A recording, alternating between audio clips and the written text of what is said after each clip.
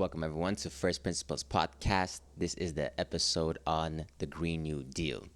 So let's just jump right into it. The Green New Deal is a House resolution that was passed back in 2019, but I won't get into it beyond much more detail than that. I'll let Elliott take over on the details of the Green New Deal. So the Green New Deal, like Catrice said, they tried to pass it in February of 2019. And what they were trying to do in this bit of legislation, would you call it? Bill? Yeah, I would say so. Yeah. Well, what it calls for is decisive and deliberate public investment to tackle climate change and other social challenges, particularly inequality. And let me just read you what the resolution was, because I think that sets us off on the right page. So the resolution here was recognizing the duty of the federal government, and this is the U.S. federal government, to create a Green New Deal. And so what this multi-page document outlines is, first, it describes the problems that we're facing in the areas of climate change and social economics and equality. And specifically, it references this special report on global warming of 1.5 degrees that was issued by the IPCC, the Intergovernmental Panel on Climate Change, back in November 2018, as this is the fourth National Climate Assessment Report that they issued. And this one really outlines a lot of model results on the damages, both economically and environmentally, that will result from climate change if it's not dealt with. The second part is an outline of socio-economic problems, which I won't get into right now, but then past the description of the problem scenario, they define 10 goals that look to address the problems that they identified. And then it concludes with a very broad general strategy to meet those goals, all based around a time frame of 10 years, if I remember correctly. Yep. And that, in a nutshell, is what this Green New Deal is all about. Now, this is not the Green New Deal. The Green New Deal is something that comes after this, but it's a request to the government to formulate a Green New Deal based around the principles of this document. Where they're saying there's actually like more details to this than what they've already written in House Resolution 109? Well, just from the very beginning, it says it's the duty of the federal government to create a Green New Deal. So to me, this is a request to create a Green New Deal based on the principles outlined in this, which we call the Green New Deal. I might be wrong on this, but right. I just want to make sure that and this is the Green New Deal that is proposing. Yes. Right. Okay. Yes. Right. Yeah. Right. Okay. Right. And the Green New Deal, it's like a spin off of the New Deal, right? That whole investment that FDR had back in the U.S. post World War I, when it was the Great Economic Depression of the time. And it's kind of like a reference off of that, right? Mm-hmm. The New Deal was all the economic stimulus packages that FDR had put into the economic system of the United States at the time being, in order to theoretically help push them out of the Depression. Now, I say theoretically because there have been studies that have actually shown that the extra spending that was done by FDR and his government during the New Deal, and in order to get the United States out of the economic depression, actually prolonged the depression by about 8 years. What's funny about this is that this is a continuation of that whole premise as well, the Green New Deal. So it's essentially taking all of the New Deal elements of the social equality, so on and so forth, labor rights, all that good stuff, and then tying a facade of environmentalism on top of it, which is maybe where my biggest criticism of this resolution comes, is that from the onset, from the facade, they make it seem as though it's a means towards greater environmental sustainability. However, with that, it is tied into essentially an omnibus package style of resolution where you have environmentalism, but it's also a whole bunch of labor union rights. It's a whole bunch of job guaranteed security. It's a whole bunch of reparations. It's a whole bunch of equality, equity type of stuff, social justice type of stuff. And that's when you're really diluting, for me, you're diluting the message. As somebody that's pro the environmental sustainability message, okay, you have me on board. But then when that primary message is muddied and filtered and diluted, and now we're losing concentration. Now we're trying to do this shotgun approach where we're trying to do all these different things in this one thing. And their logic would be that we can't do one without the other. Right, that's what they would say, is that you can't look at environmentalism in isolation from social rights, from labor rights, from all this stuff. So from their point of view, it's inevitably, intricately, if that's a word, interconnected with one another. But I don't agree with that fundamental premise, and that has not been shown by them. And of course, yeah, there's pretty much saying, yeah, poor people struggle the most. No shit. Poor people struggle the most. This is true. This is true.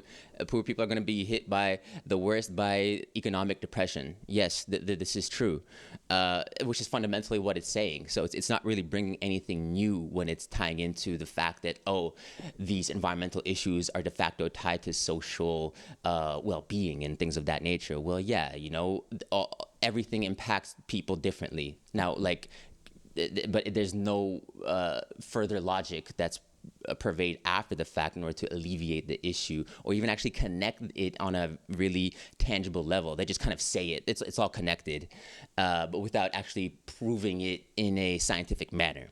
But that's really broad level stuff, my view on things, and it's really hot over here, so I'm already sweating, but we're gonna get into it. It's 32 degrees out. Yeah, 32 degrees, yeah. It's gonna get hot. It's gonna get hot in here.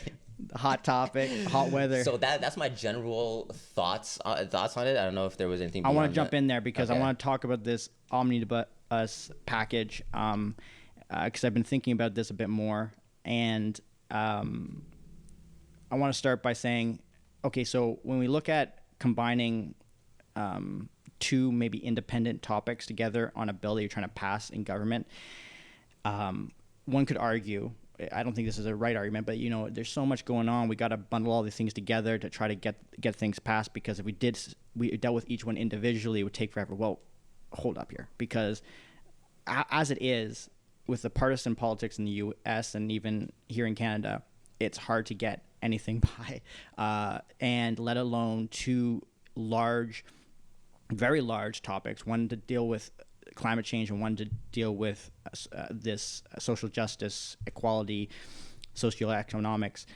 To have these combined together is problematic in that it's not going to let anyone go forward, because if you have an issue with environment, then you might take tasks with what they're talking about the environment, and there is issues with what they talk about the environment, which I'll get into. Or if you have issues with the other part of it, you're gonna stop this bill. So it's not beneficial to have this bill go forward in this combined fashion.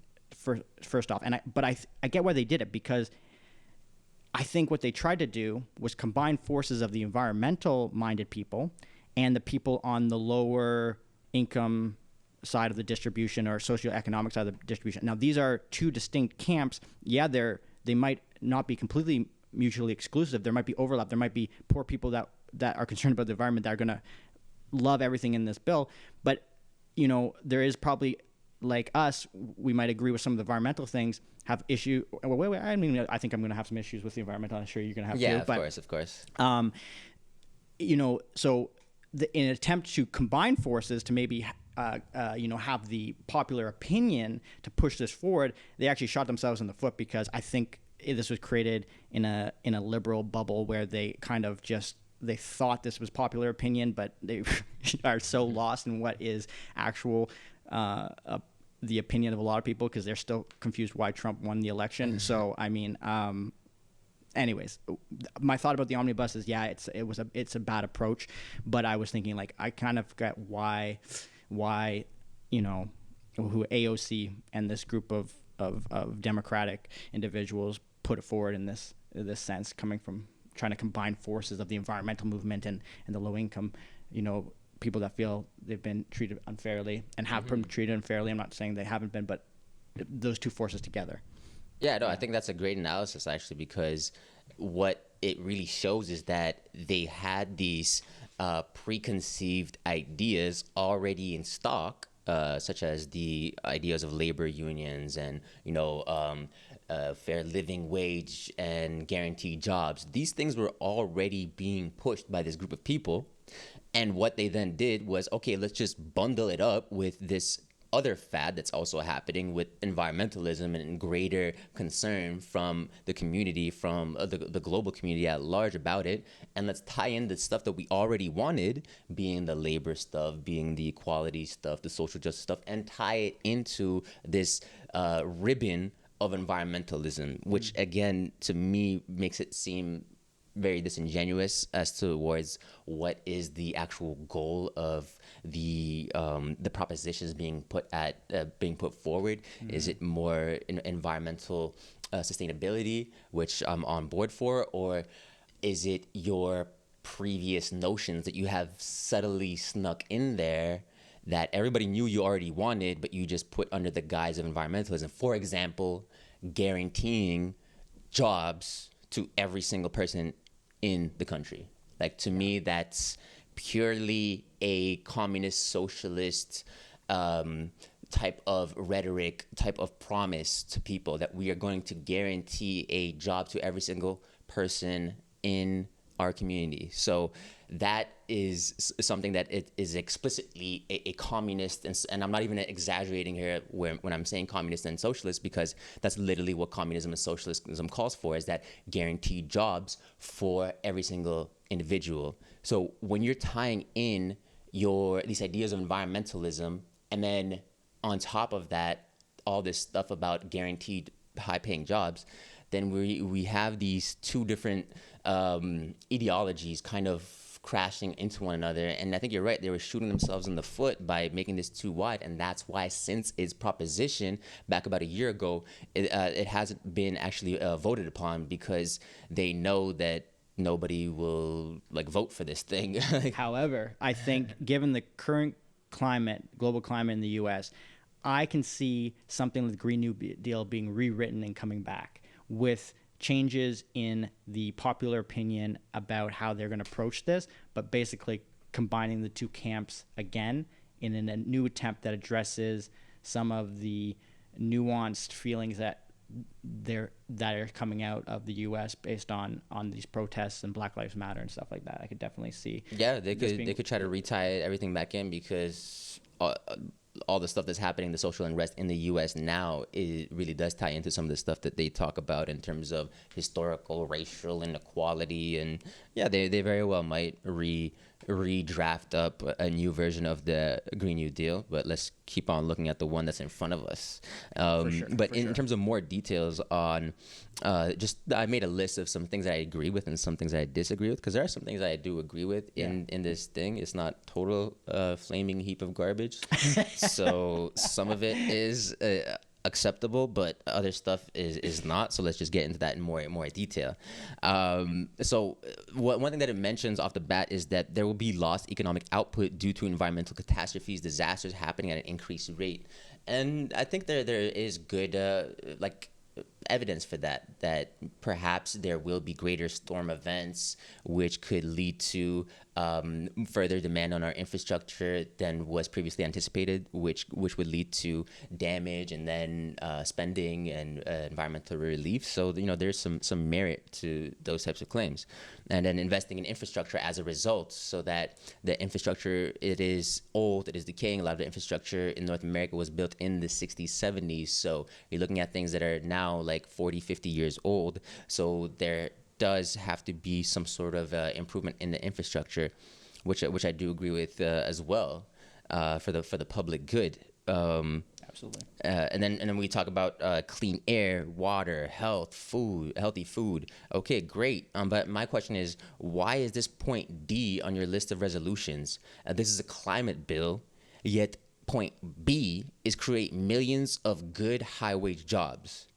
And yet point D, so 2 points afterwards, that's when you start to mention clean air and water. Like, again, it's just like the hierarchy. Yeah, what it, like again, I guess the truth wants to come out. Yeah, it's the remnants of the New Deal, I guess. The FDR just spend ridiculous sums of money, like let the government just be the people that decide, okay, you're worthy of money, you get money, some Oprah shit, you get money, you get money, you get money. Well, yeah, and that's what this is all based on. It's all based on government control. The government gets to decide who's worthy, who's not worthy. They get to deem.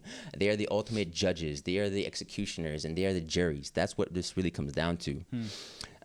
So then they talk about, using smart power grids. Great. Totally for using smart power grids. But then they say that smart power grids in conjunction with green energy, such as solar and wind, need to provide 100% of the energy production by 2030. So in 10 years, totally based off of smart grids. And smart grids, exist, but they haven't been proven on a large scale application. First of all, let alone for it to be applied on a large scale in 10 years to the largest scale in terms of like the biggest economy in the world. You want to break down what a smart grid is in general sense? Yeah. Go for it. Okay. Smart grid would just be essentially a grid that's based off of much more communication of information between the demand of power, so the appliances that are demanding power, and the signals that sends to the power generation sources. So it's a much more decentralized form of power generation, where as opposed to the old previous method where we would have one giant power plant from which all the power would be sent. Now it's kind of the theory of smart grids is that it would be demand based and on a much more proactive level, so that there would be smart metering, for example, and we would have real-time data representing where the demands are, and the grid would be able to appropriate the energy coming from solar and directing it to the locations that are requesting it on a real-time basis. Yeah. So it's much more sophisticated in that sense. But again, it hasn't been really done on a large scale. There's been some tests, I believe, for certain city blocks. Mm-hmm. So like you're talking about something that currently has been applied on the city block level, not even at the full city level. And you're saying by 2030, let's have this and green energy for the whole power supply 100%. It's just when you start talking like that, that's when you really, without the mention of nuclear power, by the way. So it's like when you're taking out nuclear power from the equation, it's you're creating an impossible goal to achieve right from the beginning, and so you're doomed to fail. Or not doomed to fail. Yes, you're doomed to fail. Yeah. Yeah, you're starting off with a handicap essentially, like, for no real good reason. Like, well, they didn't want to say nuclear because they knew it was the buzzword that would, if they mentioned nuclear, they weren't going to get the camp of people that are anti-nuclear to sign on to this. So they just kind of left it Which goes back to the whole, let's try to get as many groups of people like in this one thing all at once, as opposed to having a centralized message that everybody can agree on, right? Instead of going for that, where there's a central unifying message, as opposed to that, they're like, okay, let's throw this in so that this group comes in. And let's throw this in so that these group of people come in. And let's throw this in so then we get this group of people come in. And so it's like, how many people can we get? All right, then let's do something for this group, and this group. And like, all right, we got something for everyone. Hey, you get a little, again, it's not Oprah. You get a little something. You get a little something. It's like, come on, man. It's like, it's like, and then I love how the people are like, she's like AOC, she's like the new wave, new generation of like, holy, wow, this girl's the new generation. Okay, we're in some serious trouble. Holy. And we're going to get into some of the hypocrisies of AOC, which I have actually outlined here.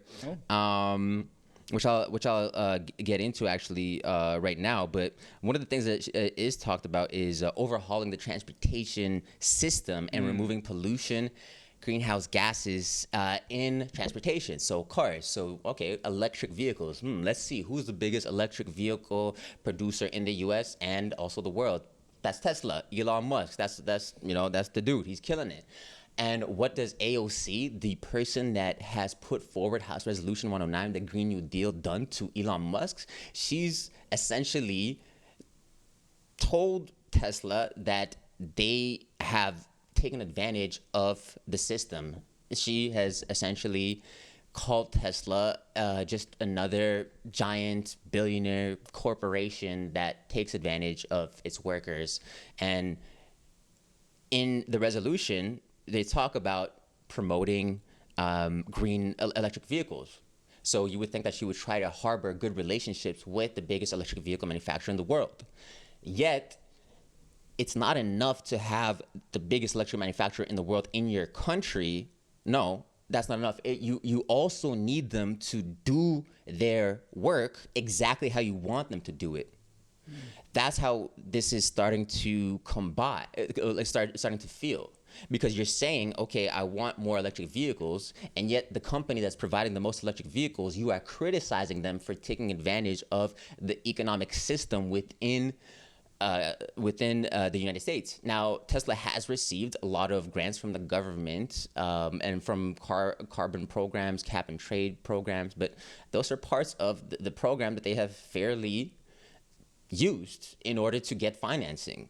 Now, does that mean that they have now a debt to pay? I mean, it's all within the limitations of the agreement within which they receive the money. You can't give somebody money and then after the fact say, well, hey, we actually wanted a stake in ownership.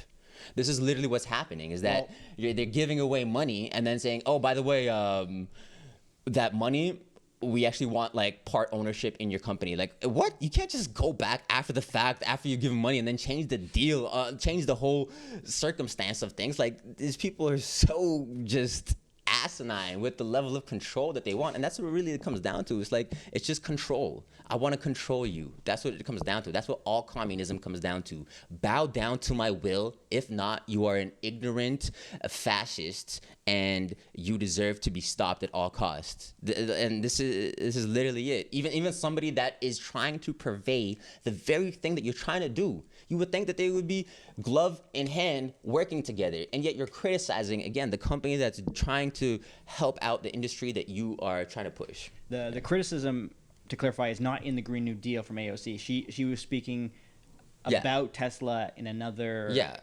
way, right? So of course. Was it to do with the COVID? Like some article. Well, no. It was an article before COVID stuff. Before COVID, okay. Yeah, it was an article before COVID. I'm not surprised. I don't know what the saying is, but part of the saying is like, and it's a generalization, but it's like conservatives give money and liberals give money too, but they ask for like a bunch of strings attached, basically, right? And it's like, exactly. And so, to your point, here let me say this about the criticism, because I actually didn't, I haven't heard it specifically from AOC, but what I would think is that you have two competing ideas on how to do transportation on a small scale, like to the vehicle level, right? You have the old school, gas combustion engines that have been given so much help from the government in the past and have done things in ways that contradict a lot of these liberal values or ideals. And then you have a company that's trying to do something a little bit better, or better, more better is not a word, just better.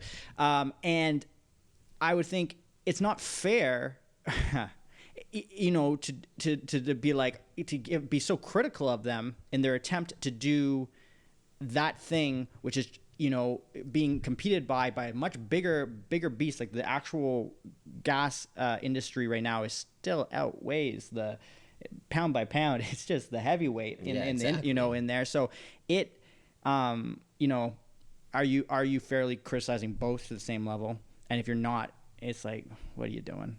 I don't know. That's And not only that, but even the auto manufacturers of combustion vehicles, like they have improved the vehicle technology substantially, and that's a large part due to the increased demands from environmental regulations, from EPA, for example, that demand that the concentrations from the combustion products are lower and lower. So it's not like there hasn't been any improvement in that sense. no. Even for the traditional combustion engine vehicles, I think they are able to adapt. It's just there has to be the right motivation for them in order to make that change. But Right. just to get into another one of those hypocrisies of AOC is, and maybe I don't know. I don't want to get too sidetracked with Say it. all this stuff, but all right, I guess I set it up.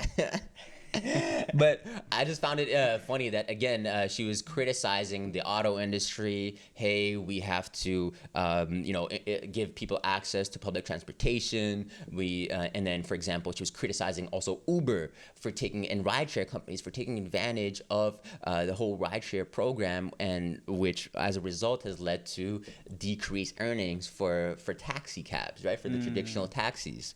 So what was funny about that, though, is that even though she's been critical of Uber, she actually spent about $4,000 on 160 different ride shares in California from April to June.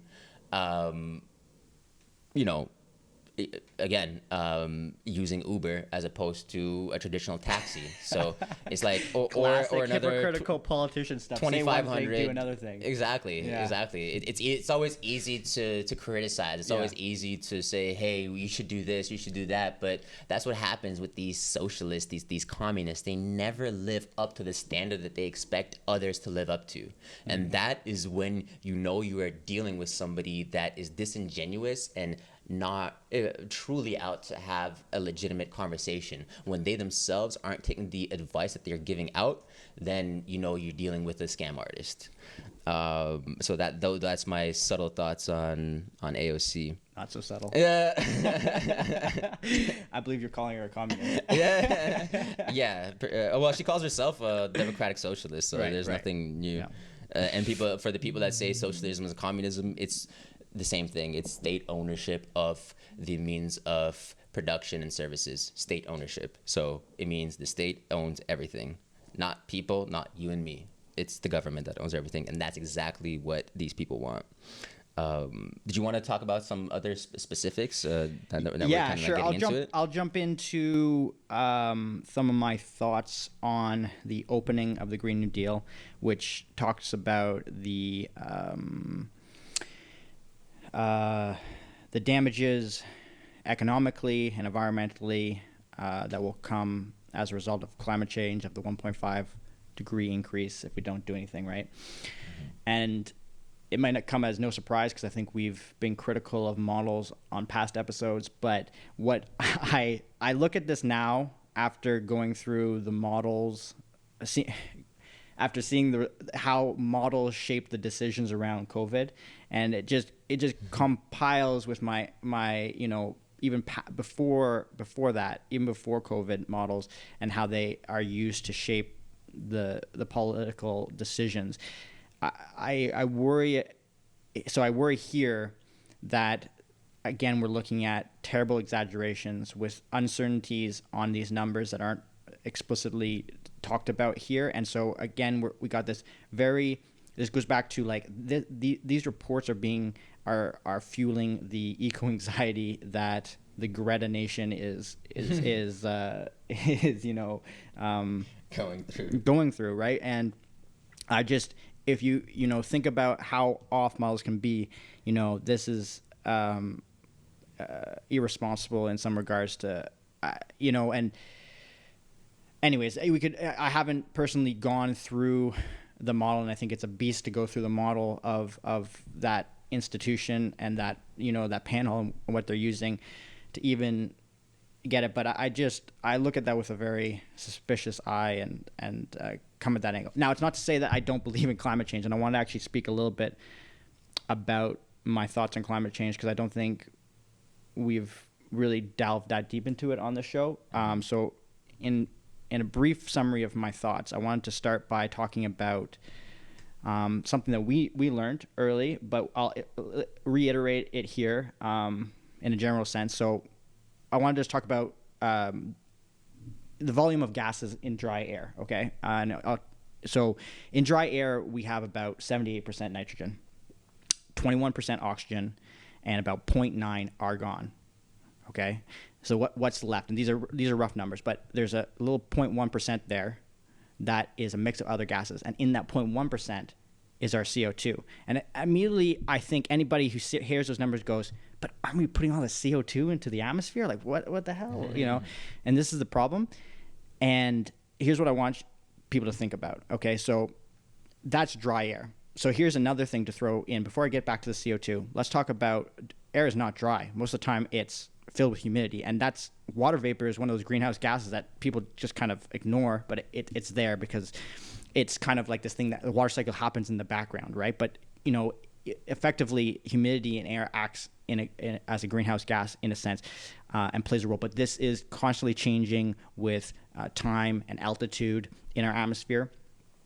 And so when we look at the carbon too, it's a small layer, but it's kind of like the e-coating that you can get on a window. So you have like a window, two pane pieces of glass, okay? It only has like an insulation of, for anybody who knows how insulation goes, you have an R value of 2, and the lower the R value, the less insulative it is. You put a small, less than a hair thickness layer of e-coating on that frame, and suddenly that can jump up to a 4 or 5. It can double. So it's not obvious by the volume amount of CO2 that its effect is proportional. A small layer has a magnifying proportional impact. So, and a lot of these things happen in environmental systems. So yeah, and do we still not understand fully how the carbon cycle works? No, we don't. And I was reading actually recently up on these satellites. So there's a couple missions that NASA's doing, the OCO2 and OCO3, that are like measuring in real time carbon concentrations in the atmosphere and how they are distributed across the world. And the Japan's doing something similar with the GOSAT. And we're still learning a lot about where this carbon layer is thickest and highest in concentration, and what parts of land are. Because the other thing is, we have this huge dynamic system of wind patterns all across our atmosphere that have, in some senses, generally predictable directions, but there's also all this mixing that happens, and so it's a very complex. Even to model it's very complex because the computation power is just so vast. And then the other thing I wanted to say about carbon dioxide, which a lot of people who know that, who have done any environmental research, know that once it gets into the atmosphere, it can last for 300 to 1,000 years up there. So my question is, I've kind of, between my, schooling, my research now, my opinion is, okay, climate change is happening. Climate change is happening for two reasons. There is a climate change that happens that predates man, that is in the background here in my head. But then man is impacting. To the degree I'm not too sure, but it doesn't even seem conceivable to me that you can have 7.7 billion people on this planet, and when you look at the industrial scale we're doing things, and you look at how subtle shifts can cause massive change on environmental systems, that we are not doing anything. I think we're doing, actually, I would I'm just speculating here, but I think you could say it's within a range that's higher than 50% of our impact right now, in compare with the other percentage basically being made up by these other natural climate movements that are changing. So yeah, I'm not a climate change denier, is I guess the point that I want to publicly put out here. And there's still lots to learn here. And I just wanted to caution there about models and the numbers. Yeah, I think it's important to note that models are, what is the definition of a model? A model is trying to recreate the real world. Keyword trying to, which means that it's not actually the real world. So we always have to be mindful that the model that we see, that we're estimating, is trying to recreate the world, but that's based on a set of inputs, a set of assumptions that aren't always accurate and are generally not accurate, actually, as a matter of fact. So when we have these models, we always have to remember that there's error bars associated with them, that these numbers of 1.5 degrees Celsius, this is not an absolute, because that would imply that your model is absolutely 100% accurate, which is, I can say absolutely 100% not true. Because I have looked at these models, I understand what comprises them, and I understand that the level of uncertainty within them is extremely high. That's when we have these absolute numbers that are given to us. Oh, we have 10 years for 1.5 degrees Celsius. It's like these exact numbers are fables. They're not. They're myths. And the more and more that you try to purvey them as absolute truths, the more you lose people, again, in the conversation, because people know people aren't stupid. People realize models aren't 100% accurate. People realize that your models especially isn't 100% accurate, and for you to be touting it as being so 100% exact, and people just tune out, and they don't have very much interest in having a conversation with somebody that's being disingenuous ultimately. Right, because I feel like the more we see models used, get it wrong, but have people in power making decisions off them and not admitting that they were wrong or they made a mistake, the more models will become like the boy that cried wolf. And every time somebody hears about some model did this, everybody's gonna be like, "Gee, you lost." People are gonna roll their eyes. Yeah. They're gonna be like, "Oh, what about this model? What about that model?"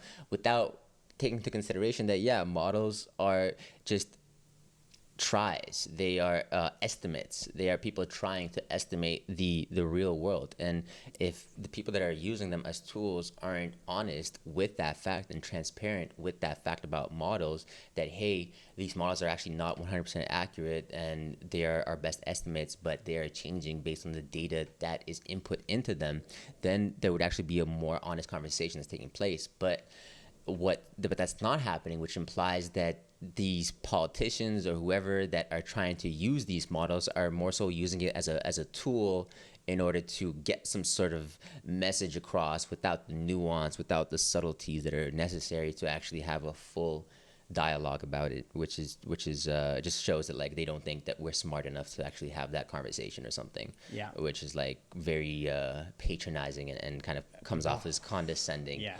You know, and especially when you have stuff like clean manufacturing that is written, just going back to the details of the Green New Deal, one of the things that is pointed out is clean manufacturing. Okay, great, clean manufacturing. Now, what does that mean?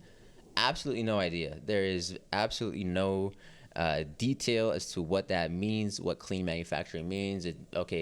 Sequestering carbon, sure, that may be one aspect of it, but manufacturing has so many different pollutants when it comes to your metals or nutrients or physicals, and clean manufacturing, like that can mean so much. Like, what does that mean? Again, another impossible task, because to your point, there's so many waste streams between your air, your wastewater, your solid waste. All of these have to be dealt with. So, to make something perfectly clean, again, it's so vague that it almost seems like, okay, it's like as much as technologically feasible. Like, what does that mean? And, all right? Because there's a lot of things that are technologically feasible. Are you going to throw billions and billions of dollars of making sure that zero pollution and complete utter recycling is happening at a point source plant? It's not going to happen. And so that's like technologically feasible and economically feasible. And just like, is it even that important in the big scheme to not hyper focus on trying to achieve that at that level, when you can actually be doing X, Y, and Z at these other locations that will have a more magnifying benefit than turn. And that's my issue too with them trying to, I think at one point they say, let's update all houses to the best efficiency possible. Yeah. Whoa, that is all buildings. Imagine doing that in 10 years.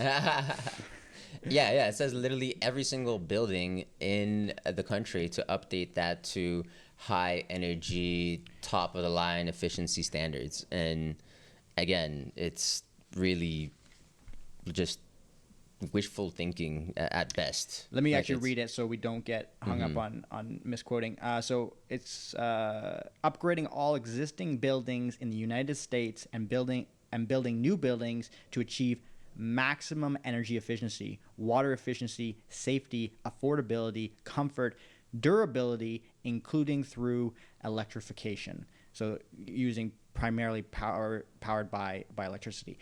I think I wrote here bad word choice and I circled the word maximum because a maximum in all those areas, in energy efficiency, in water efficiency, in safety, in affordability, comfort. Wow. See, one thing when you get into engineering is that you realize that there is no maximum on every single thing that you're trying to do.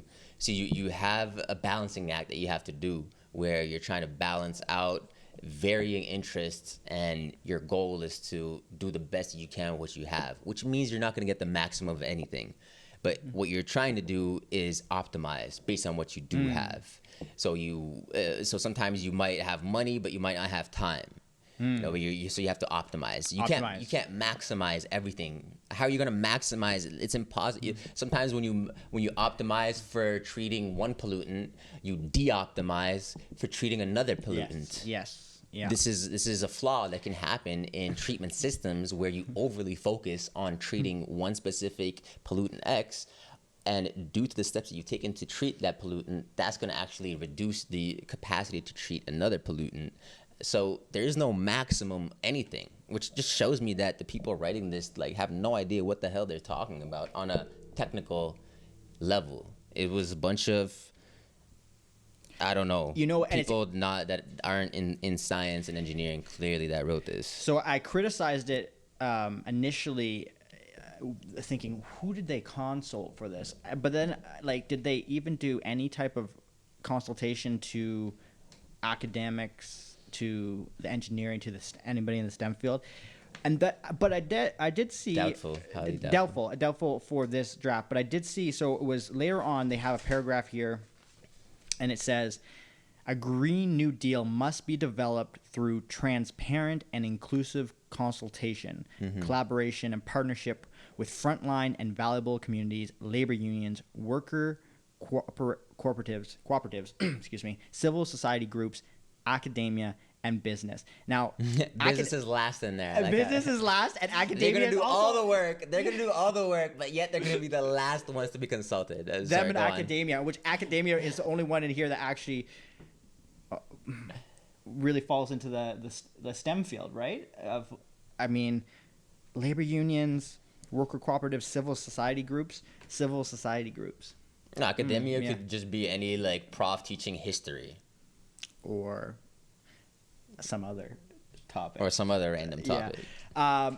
Okay. Yeah. So clearly, there's some issues with the wording, the technical feasibility aspirations of this piece of legislation or this proposition.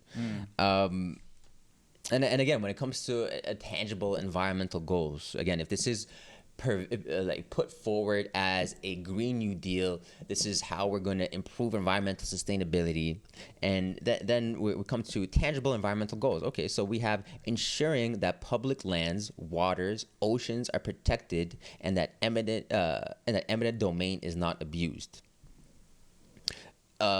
Sure, but it doesn't seem like the environment is a priority when you're talking. This is point L.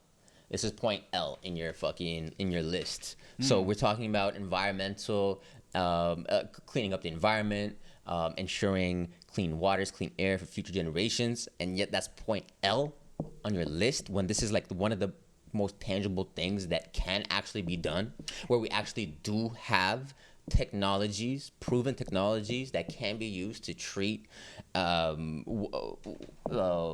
whether it's wastewater or stormwater or industrial wastewater or whatever, combustion products.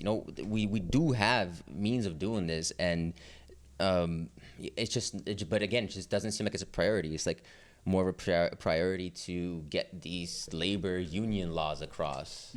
So again, from somebody that's like down with one side of the cause, but not with all these other things that are attached, we're really taking away from the message. I think too that what's unfortunate about it being placed so low on the priority list is it actually could be one of the most unifying points because regardless of your who doesn't thoughts, want clean air? that's it, right? Like, even if you don't believe in climate change, I think most people can agree not breathing in polluted air is something they want. Having water, having water they can fish in that's clean and not doesn't have pollution or visible garbage in it.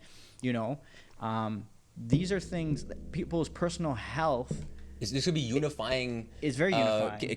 Characters or unifying factors that could be used that would bring together people from different sides of the aisle. But as opposed to taking that and making that one of your primary goals, it's all the way down your list. Item number L: clean water, clean air. Okay, Number L. Perfect. L for cut your losses. Yeah. So I mean, again, some stuff that do agree with, but other stuff, that there are many other. So that was actually just a list of stuff that I agreed with. So now I want to get into stuff I disagreed with. Oh shit! If that's a list of things you agree with, damn. Again, because it's like I agree with some of the stuff, but it's written in such a with such broad brush strokes that it makes it hard to fully take it seriously and believe that it's coming from an honest place. Yeah. Like for example, with statements like this: life expectancy is declining in the United States, and okay, for a statement like that, what's your time frame of reference? Right. Because if we look at it from the last 100 years, we know clearly that's not true. People 100 years ago had a much lower life expectancy than now. But if you want to take a very small time frame of the last, I think in the last 3 or 4 years, there's been a slight decline in life expectancy by like a couple percentage points or something, or like not even. But okay, you're going to use that as the basis of a catastrophe, of a crisis. Again, it's very dishonest and disingenuous when you come off, and that's one of the primary statements that used as the backbone upon which they build the rest of the Green New Deal, right? Because they essentially, the House Resolution 109, it starts with a bunch of fundamental premises, and then based on those premises, it builds off these resolutions. So one of those fundamental premises is this, that life expectancy is declining. But again, what's your time frame of reference? Is it if it's just the last 4 years, then that's very disingenuous for you to say, oh, last 4 years has been a decline in life expectancy, so we're on an imminent catastrophe, when you don't do the honest thing and look at the past 50, 60, 70, 100 years and take into consideration how life expectancy has actually increased. Yeah. Substantially. Right. Not like significantly, not like by a couple percentage points, but like doubling in some places. Yeah. If not more so, actually.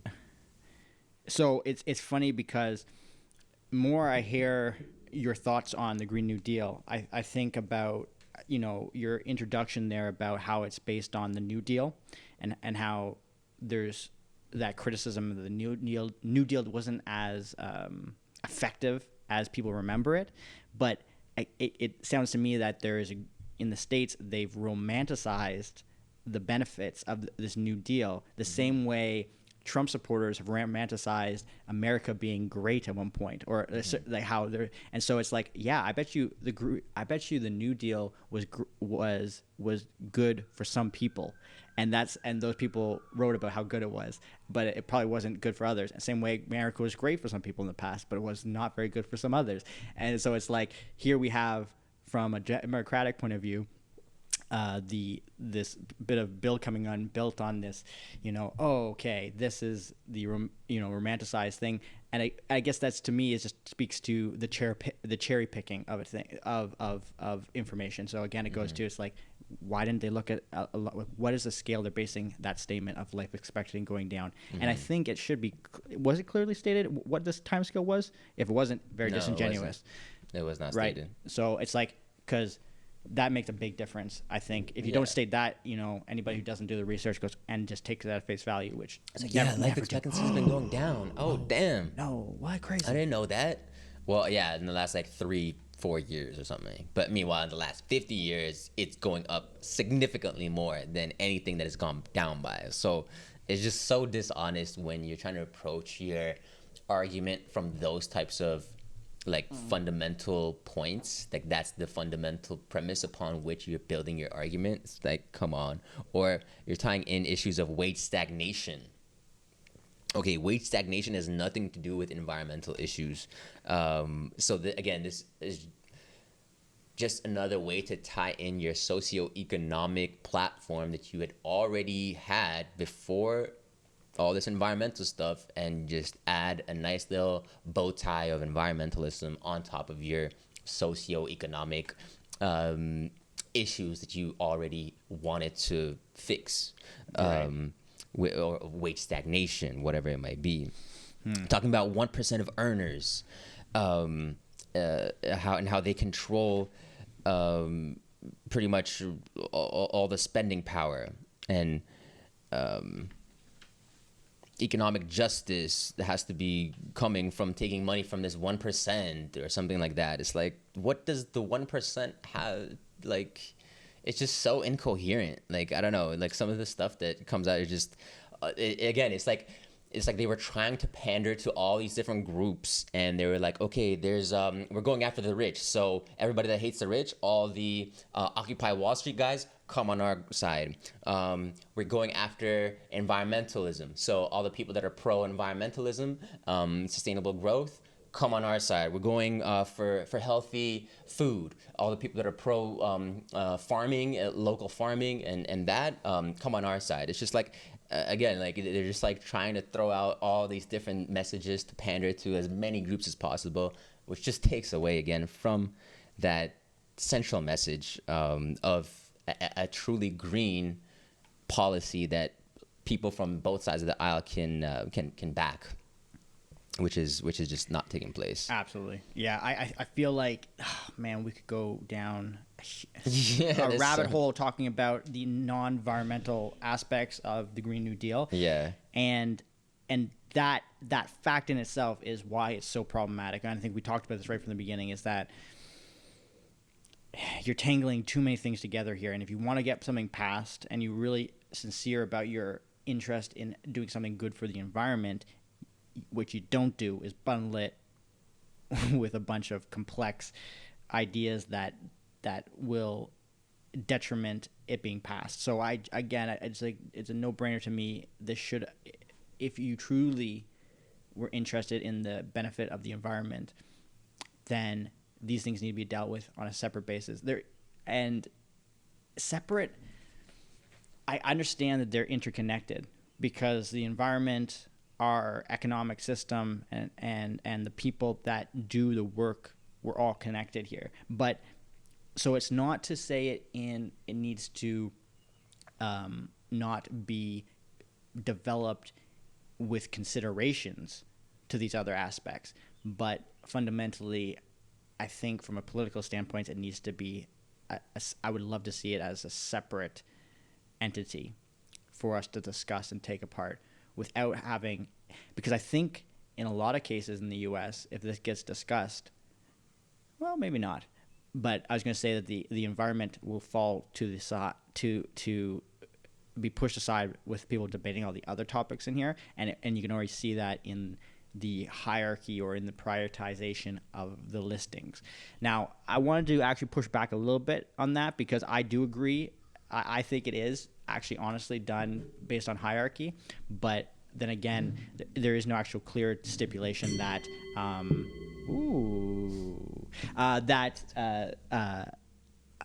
that the order of things are an indication of the priority. Because if you have things that are equally important, that you think are equally important, how do you put them on the list at the same time? You always one has to fall before the other, right? I think in this case you have nailed it on the head, and I don't think the environment part of this is in there as a priority. I think it's in there to get the environmentalists on board with everything else. But I just wanted to point out that yeah, a list can be created. obviously, that has things that are priorities, but they can't be all listed as number one. Yeah. You know. Well, I mean, like, if that was the case, then it'd be like, in no particular order of significance, or there'd be something like that. Some or, wording like that. I don't know. Amongst all but the it's other just wording. like, like when you're talking about how, that there's been no socioeconomic mobility in the U.S., like, to me, you have to be completely blind to what is happening in the world if you think that there's no socioeconomic mobility in the U.S. or North America, where you can't go from being poor to rich in one lifetime generation. So, to me, that's so patently absurd, because when you look at the rest of the world, where you literally have dictators and oligarchs that are running total systems of commerce within countries, that's where you truly see no economic mobility. When you're the poorest of the poor, everything is run by a select few people, and there's absolutely no way for you to get on top. That's not the case in North America. That is absolutely not the case. You have the ability within one lifetime, within one generation, to make a fortune for yourself. We've seen countless numbers of people do it in front of our eyes, from Jeff Bezos to Elon Musk. These guys literally went from zero to like billions of dollars right in front of our eyes. We saw Amazon grow in front of us. Like, it's unprecedented. Not everybody can do it. It's tough, but that's what true social economic mobility is about. And for you to say that doesn't exist, then in like the part of the world where that's probably like at its greatest, it's just so blind and so disingenuous. Like, it just blows my mind that that's even something that people can say, when there's literally half the world trying to escape their country in order to get to the U.S. for opportunity, for economic and social opportunity. People are literally dying in order to get to the West for those opportunities, and yet you're saying none of that exists. It's a lack of perspective, a huge lack of perspective. And maybe this is the wrong phrase, like, more money, more problems. But I feel like this is kind of, this plays a role, I would think, in Western, why we're in this, some of these issues are arising, is that, like, to your point of we are in a better place than a lot of other places on this planet, and to that extent, you have now the ability to almost think about this in this messed up way, but you lack, because you're in kind of a better place, and you don't even realize it because you were born into it. And you go, okay, I'm not being, yes, perhaps there, not perhaps. I think there are ways that we can increase the equality of opportunity for people at the lower end, because it is still very hard. Those specific individuals that can go from dirt poor to rich are few and far in between, right? Like, those are really rare cases. And so I think there is some things we can do to create opportunities more at a level that is fairer for people. I don't necessarily agree with what the universal living income part of it might not be, because it goes back to like throwing money at the problem. And I think that there's something that has to happen when you're younger. You have to work. You have to put in work. And a lot of people aren't putting in work. And a lot of people just want things given to them. And I think they are entitled to things in some aspect. And I feel like I'm getting into dangerous territory of painting things in a very broad brush. But I'm trying to get to the root of like what that problem is.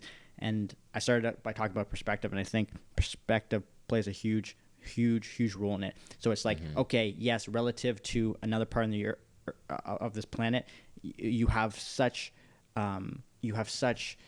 privilege. Oh shit, I just said it. And so then it's like, but does that completely negate your ability to complain and ask for a better system? I think no, but it also, there needs to be some humility with it. There needs to be, and I think that some recognition of what is already in place, and the value of it, and how it didn't just fall into place randomly. It happened due to a lot of energy and a lot of work that led up to it. So it's not like these things came into being arbitrarily. Yeah, and I feel like there are two in a broad sense. There are two camps here. There are those who look at the past and see all the heroes and all the amazing things that we have been done to achieve where we're at, and there are those who look at the past and critique it for all the corruption and all and say we've gotten to this point and it's actually we're worse off for it. And so it's like these two polarizing examples of like how we got to this point, and it's like those both camps could benefit from a collaboration and perspective on what the points each side have are making here. But it's like it seems like very polarized into those. It's like I can't even listen to this guy. He thinks everything's messed up, and I can't listen to this side. They think everything's okay. And it's like, oh man, what are we gonna do? Exactly. Yeah, it begins tough to have any legitimate conversations when people can't even agree on the fundamental premises upon which they view the world, right? Like you said that, like it comes from two different camps where like two people are seeing that, the product of our current state is due to years of the rich taking advantage of the poor, or is it a different story of people trying their best and falling short, but nonetheless still getting better and better towards the ideal? And I'm of the second thought that people are striving for the best, and they've slipped up along the way. But we have learned along those slip-ups. I think we have learned, and one of the things that we've learned is that we don't want state ownership of the distribution of goods and services. This is something that's been really pushed in this legislation, and I can't begin but to just again say how bad of an idea this is. And in order to integrate it into environmental legislation, I think is just again dilutes the whole message. When you have things, let me literally quote this bit that they say that providing and leveraging funds in a way that ensures that the public receives appropriate ownership stakes and returns on investment. Again, it's about public ownership, which sounds good. It sounds good, right? Like, and that's the thing about these pitches from these socialists and communists. It always sounds good. Public ownership, yeah, like we own it. But no. Public ownership means the government owns it. It doesn't mean you own it. It means the government owns it. And that means the government gets to decide what they should do with it. So instead of you deciding or the people deciding what they should do with it, the government becomes the ultimate arbiter of truth and knowledge somehow. Yet, do they have more data? Do they have more evidence? Do they have more information than the rest of us? No, they do not. Yet, for some reason, they are given this power in order to decide these things and get their investment, right? They're putting money, so that means we own you. So that's why AOC can go off and tell Tesla, no, you have to operate your business like this. No, you have been taking advantage of our system. We need more public ownership of Tesla. Who the hell are you to have public ownership of Tesla? What have you done to what have you done to build that company up?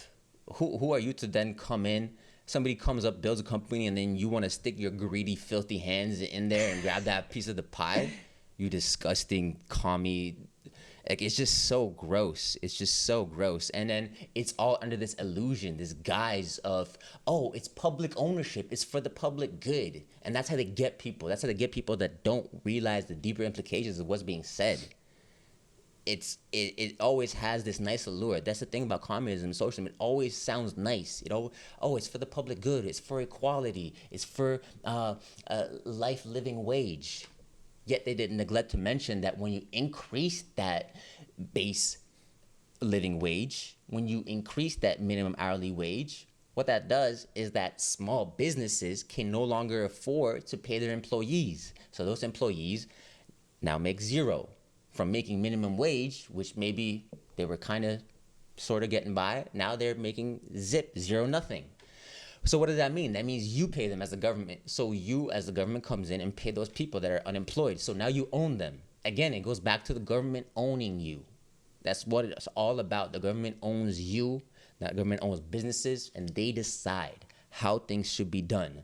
AOC doesn't have to live up to her standards. She doesn't have to actually use the New York bus system or metro system or the cabs that she's such a proponent of. She can go off and call up an Uber and live her life of privilege, true privilege. Meanwhile, the rest of us take the bus, take the metro, whatever we need to do to get by. And yet she can stand on her high horse and call people for doing things that she doesn't agree with. Yes, she does herself. It's disgusting. Absolutely disgusting. So dealing with people like that are putting forward things like this is just, as somebody that is a proponent for moving the needle towards greater environmental sustainability, I agree again with some of the premises in this document, but when it's muddied with such absolutely ridiculous bits of communist rhetoric, you just can't have a legitimate conversation with these people. And that's why nobody has backed this publicly. Yeah, it's pretty sad. And again, like getting back into some of the communist rhetoric, ensuring the Green New Deal mobilization creates high-quality union jobs, paying prevailing wages, hires local workers, training advancement opportunities, guarantees wage benefits, parity for workers affected by the transition, guaranteeing a job with a family-sustaining wage, adequate family medical leave, paid vacations, retirement security to all people of the United States. What the hell does that have to do with environmental sustainability? Yeah, I don't know. Well, it doesn't, right? I guess at this point, we're repeating the same thing, but again, it's interesting. So the closing point, point O, I think it's a really interesting. It's kind of like summarizes everything really nicely, and again shows the true prioritization of the Green New Deal. Point O. So this is what they end off. This is good. Providing all people of the U.S. High quality healthcare. Number 1. Number 2, affordable, safe, and adequate housing. Number 3, economic security. Number 4, clean water, clean air, healthy, affordable food, access to nature. So again, our clean water, clean air is at the bottom of the list, and this is your Green New Deal. Come on, man. Yeah, it's pretty sad. So I think I would be correct in speaking for both of us here that urging anybody in the United States who wants environmental change, good environmental change to happen, to not settle for an omnibus bill like the Green New Deal, just for the sake of getting some environmental bonus points from your friends. No, not even, or just for the sake of getting some environmental movement into government. Don't settle for that. Demand more. Demand a detached bill or request to address the environmental problem as its own thing, as a separate thing. Mm-hmm. I think that's key. And actually, and just to touch on that, just going back to the IPCC report on climate change, right, which was kind of like the basis upon which this whole thing was built on, right? That it was used as the defining logic that the IPCC released this report saying we need to maintain global temperatures from getting above 1.5 degrees Celsius within 10 years' time, 2030, right? And yet the solutions posted within the IPCC report, I can guarantee you those solutions have nothing to do with labor, wages, and socio-economic equities and wage stagnation. I can guarantee you, if you look in the IPCC report, they're not talking about solutions in those types of manners. They're actually giving solutions such as the inclusion of nuclear reactors for providing baseload energy demand, right? Or using decentralized nuclear power systems. I'm forgetting the term now, but that's going to be in about 10 years, by 2030, 2035. Canada wants to be a leader in small scale nuclear power plants that can be used for remote locations in the north, because that's one issue that is prevalent in Canada, is that because the country is so big, people live in wide communities that are separated from central power sources. So the question is, how do we get power to these remote communities? Well, now there's these essentially decentralized nuclear reactors. You can think of like essentially take your huge nuclear power plant and break it down to a much smaller scale, and we can use these things throughout communities in order to power them. So, and these are like legitimate technologies that are being developed right now and show great promise, and yet like stuff like this is not discussed at all with a policy like this. So that there are legitimate solutions that are put in the IPCC report, but again, it's like they wanted to use the reference IPCC. Okay, so we got the environmental guys on board. Look, we referenced IPCC 1.5 degrees, 10 years, but then none of the solutions that are actually posed in the IPCC, none of the tangible solutions are actually in there, except for like, oh, we need power grids. Okay, great. Power grids. Yeah, what about your energy storage? Power grids says, okay, let's use energy storage, but our energy storage isn't even developed enough to the point where we can sustain the power that we need for the huge demand that we have to deal with. And yet you're used to power grids.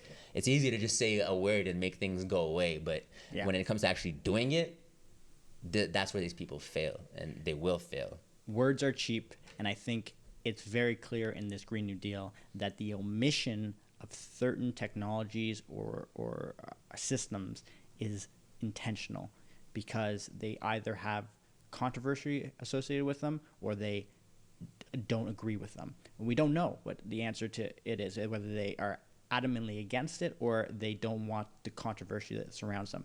I mean, smart grids, there's nobody who thinks it's smart. It's not controversial. It's like, okay, we can put this in, we can slide in this specific detail in the strategy because we know everybody's on board with a smart system.